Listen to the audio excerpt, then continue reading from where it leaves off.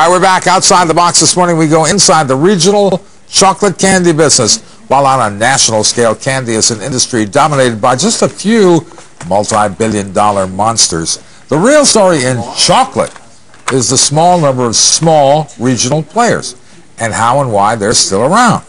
Our Mike Hegedus, a man with a sweet tooth, and he's doing in those chocolate-covered pretzels. You're trying to open them up? Yeah. Actually, my wife is a big chocolate-covered pretzel freak. I personally couldn't. There you go. Oh, look at that. Okay. My wife is a big fan as well. Are there more? There we go. That's it. Thanks for coming. No. So, anyway, Mark, we should do this.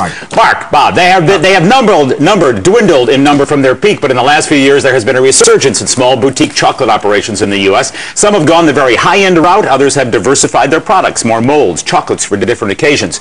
It's not an easy business to keep afloat. Like them? But the customers are loyal, and the lifestyle can be sweet. Chocolate.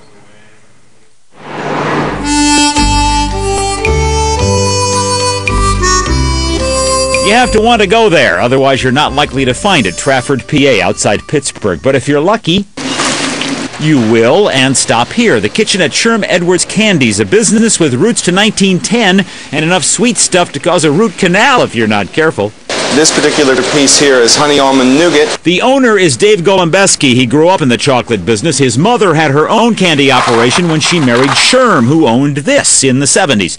A merger that the Wall Street Journal somehow missed. It was pretty much a private transaction. With 20-plus employees during the holiday season, Sherm Edwards Candies puts out a little over 110,000 pounds of chocolate product, a mere dribble in the ocean of chocolate that is consumed nationwide annually. How many more do we have to do? But it is the thousands of small regional operations like this one, 90+% of Golembeski's customers come from within a 10-mile radius of one of his western Pennsylvania stores, that supply what industry experts call the sustainable customer. What's the best chocolate you've ever had? Likely, it comes from a maker close to home. Roadkill Rudolph, that's right. This is... Nobody from the Reindeer Association has called you about that? No, not yet. A study of Golembeski's operation is a study of the survivability of small American businesses, an ability to respond quickly to demand in a changing market, nimble manufacturing, seeking out private label and corporate accounts, and a willingness to embrace new ideas, no matter where you find them. I actually got that idea for that piece of candy by watching CNBC. Really? Mm-hmm. Well, I actually stole the idea for that. We stole it from CNBC. And as a small operator, you have to be quick-witted. For instance, if a big global candy conglomerate actually trademarks a term, say like the chocolate turtle that you've been making for years, what do you do? I thought you made turtles. No, we make terrapins.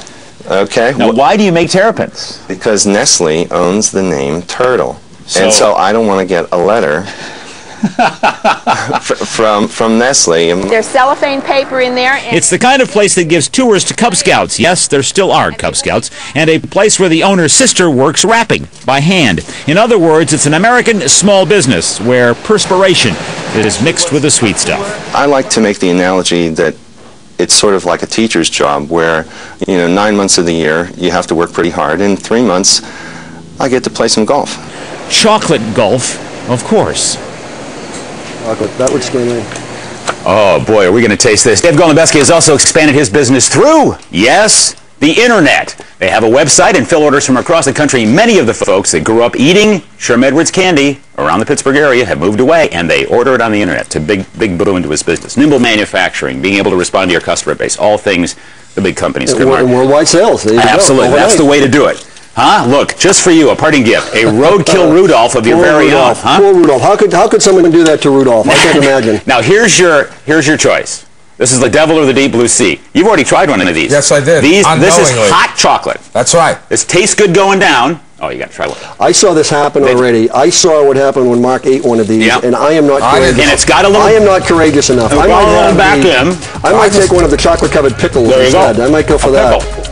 There you go. Next time I see you, I'll see you live from Key Largo, Florida. One of the largest collections of vintage planes, boats, and cars anywhere every year. We'll see you there Monday morning. Now, see, all I did was take this little bite, and it really lights up your tonsils. Pickles are good ones. You're not getting me there.